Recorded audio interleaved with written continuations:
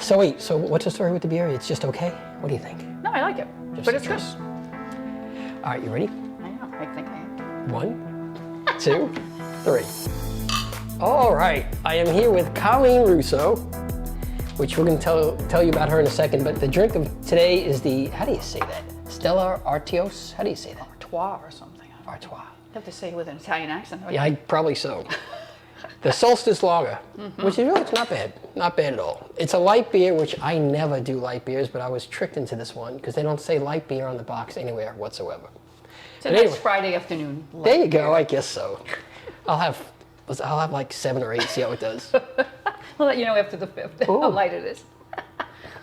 All right, so Collen, she's going to tell you about her deal in a minute, but she is the executive director of the Hub, which is a school here in Houston. I'll have her tell you about that. And her and I go way back. We're basically family. And just a little bit of a disclaimer, I am on the board of the Hub, and Collen was definitely one of the people I wanted to share her story. She thinks she doesn't have a story like everybody does, but she has an excellent story of resilience. But Col, executive director of the Hub, just what is the Hub? The Hub is an educational program for young adults with neurological differences. HUB stands for Heard, Understood, and Believed In, which we believe is every human right on this planet to have those 3 things be just part of your everyday existence. Neurological differences. See, I usually say, when people say, because then I'll say, what does that mean? And I say, well, have you heard, autism? Yes, well, that's a giant umbrella, and then a lot of it's outside the autism, right, spectrum? You have kids with bipolar, Tourette's, ADHD, anxiety disorders, anything that goes under that whole, which we all are under that umbrella because we're all neurologically different. That's true. I guess that is true. How long has the school been open? This is we just finished our 7th year and we're beginning our 8th in September. 8th year, and you started off with 1 campus. Correct, with 24 students and 5 faculty. And now we have 2 campuses, and I think we are at 56 students and 12 full-time faculty and 7 or 8 part-time faculty. Just incredible, really incredible. 7 years. And just a little bit about you guys, what do you guys, in your opinion, because there are other schools that do this, but you guys are definitely, first of all, your team is incredible. We'll talk about where you got them from, but what do you guys, in your opinion, what are you doing a little bit differently? And Kyle, it's okay to brag. Collen doesn't like to brag about anything. What are we doing differently? Better, unique? I think we follow the child from high school through in their 20s. We give families that whole piece that we're not going to just throw them at 18 and you're on your own. So I think we have the 101 program, which ensures people that we're going to keep their child, because most of our students are developmentally delayed. It just comes with their diagnosis. So at 18, nothing magical happens, even for the neurotypical kid, right? We say 18, you're ready to graduate high school, go to college, but they're not ready. Right. So for our kids, we know it's going to be 22, 23, things are going to start clicking. So you give them that cushion, but you still give them the support, you give them the social skills, you give them the employability skills, the practice, the love, which is really important for our guys, because if you're safe and in a safe environment, your brain can learn. Yeah. If you go to school every day and you're waiting for somebody to make fun of you or what's going to go wrong, there's no way that your brain can function and learn. So once you get all that off of them, then they can learn anything. So to me, one of the things you guys do that is differently is what you just said. It's the after the school, because after school, there's really not much choice for, and we're saying for the kids, for the young kids, but then also for the parents. Correct. Yeah. Correct. And now we're looking into what's next. What's the residential piece look like? Because that's every other parent's nightmare. What happens when I'm not here? Yeah. So we want to have that next piece secure for them, that they can say, we know our kid's in good hands. We're going to jump back in a minute to where you were before this. Okay, but here's my very first time I experienced when you asked me, and you don't know this, you had asked me to do the video. Was it year 2? It was year 1, but it was you guys were in, it was the very first year you were in. Rob, I'd like you to come do a video, which this is what I do. I'm like, all right, great. Not really understanding what you do. And you said, now, why don't you come Tuesday morning, 8 o'clock or 8:30, big room, there are going to be a bunch of teenagers there and at school, and teenagers and all teachers. I'm like, all right. Sounds good, and I swear, Collen, I was thinking, this sounds like the video shoot from hell. I'm going to a room with a bunch of teenagers, I swear to God. I was there, I don't think I was there 10 minutes, and I immediately realized I'm somewhere different. First of all, the kids were all saying to me, because you know how kids are, right? They're gonna get in front of the camera, none of that. But they would come behind me and they'd say, excuse me, sir, Mr. And someone's like, Mr. Rob, Mr. Rob? And they were asking me what I'm doing. And I explained to him, I said, oh, that's wonderful. And somebody else would come over, excuse me, sir, may I ask you? I'm like, teenagers, where are they from, right? And then the best was a kid, I wish I knew his name. When I told him what I was doing, he said, well, why? I said, well, we want to get more kids to the school. And he hugged me and gave me a kiss on the cheek. Aww. I'm like, okay, what planet am I on? And that's where it was, this place is different. And then your teachers are incredible. All of your teachers really are amazing. So this is where you are today. You are the executive director of the Hub. Correct. So for all the school teachers out there, this is a school teacher that has her own school that absolutely, positively is making a difference. And the cool part is, when you're a teacher, no matter where you are, I would imagine that, this is my thought on teachers in general. A lot of teachers are, in my opinion, are born with this talent of teaching. I realize there are teachers that are not good, just like in any profession.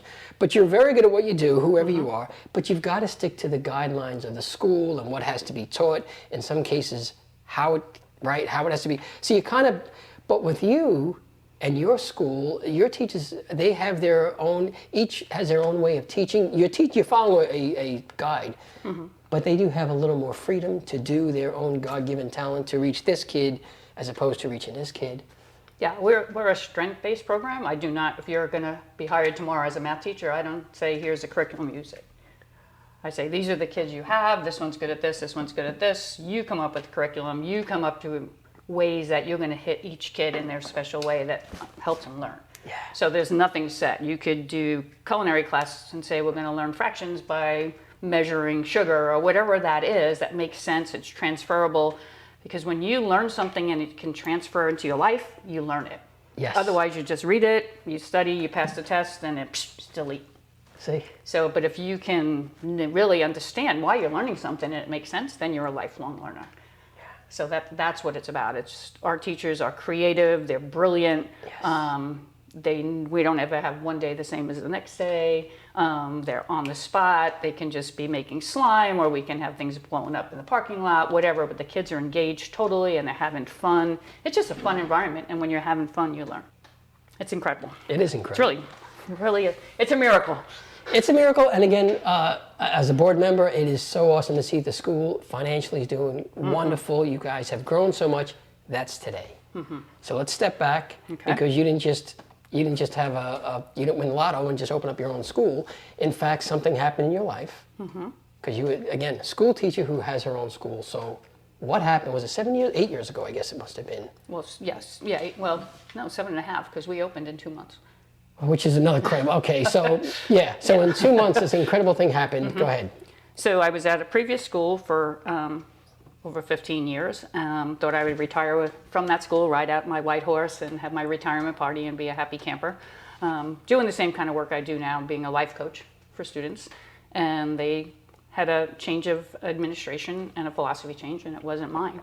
And I knew once I got in trouble for saying, hey, I love you to a kid, that it wasn't the place for me anymore. I couldn't hug kids anymore. And it's fine, it's a different philosophy, and it's not, I'm not putting it down, it just wasn't for me. So that May, between them saying, you're really not welcome here, and I knew it, and me deciding I couldn't be there, I made an exit. And luckily, the administrator at the time said, hey, you don't even have to come back for summer school, we'll pay you for the summer, which was like, yes. So I got paid to work on opening my new school because I had no idea where I was going. But wait, you ever stop there? You say opening, you got let go. What's going through your mind? Even with the pay, are you getting paid through the summer? What's going through your mind? Well, Melanie and I had talked about that because she had left like 2 months earlier because she was miserable. Wow. So we were talking about it through the time. What are we going to do? What can we do next? So we kind of had it spinning in my head. But I was 59 years old, and what else was I going to do? I'm a teacher for my whole life. I've never done anything else. So what am I going to go be a brain surgeon? No, it's what do I do next? I do what I know what I had to do. We were very fortunate that because we were good at what we did and people loved us, that they followed us. So we had 24 families back us. In the beginning, it was around 5 families. We all met and they said, what can we do next? And we brainstormed. And as you know, one of our families stepped up and said, we found you a place.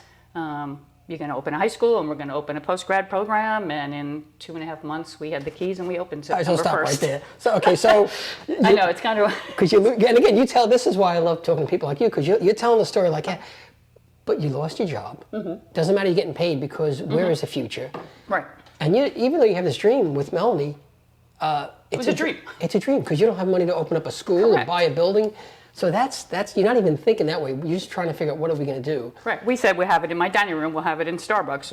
We really originated with post high school because there was nothing for them. Okay. So we figured that would be the way to go, and they don't have to have a school setting, so we could meet everywhere in the park. You know, like I said, my dining room. We wrote down a zillion places where we could meet until we had. I didn't know that. Yeah. And then one of the families. And then we had a family meeting. We called it a gathering of friends. And we just had a few families with us, and we just started brainstorming, and wouldn't it be good if we get a business park or this or that or whatever. And then this family stepped up and said, here you go. And they bought the house for you. Correct. Which you Bought the use as a property. school. A big property. Actually, it's a really nice sized property. Wow. Can we say their names? Yeah, Kelly and Jason. Yeah. Yeah, because she's on a... She's the president of the board, just became the secretary, and we have a new president. But yeah. And their son was a member in your school. He's now Correct. graduated. He's graduated. He was a member of Life 101, and now he's working. And he doesn't come to us anymore because it's a successful story that he's working. There you go. There you go. And again, because Collen hates to brag about himself, but here's the bottom line. Nobody just gives you money. Usually when you let go and people are like, hey, what happened to Collen? Oh, it's a damn shame. But all of these families are like, what? There's no way. I mean, Collen, seriously, because of what you do and what Melanie does, they wanted to do more. They wanted to, and then before you knew it, you opened a school, and then your teachers, were all your teachers from the same school or from different, where are your teachers mainly from? Mostly from the same school. Yeah. So we've been together 15 plus years as a team. And now we're just branching out and getting some new teachers in and so teaching cool. them the ways of the hub and our philosophy about how we treat people and treat kids and families. You know, we're in union with the families at all times. We're a team. It's not us and they go home and then this family. We're all together.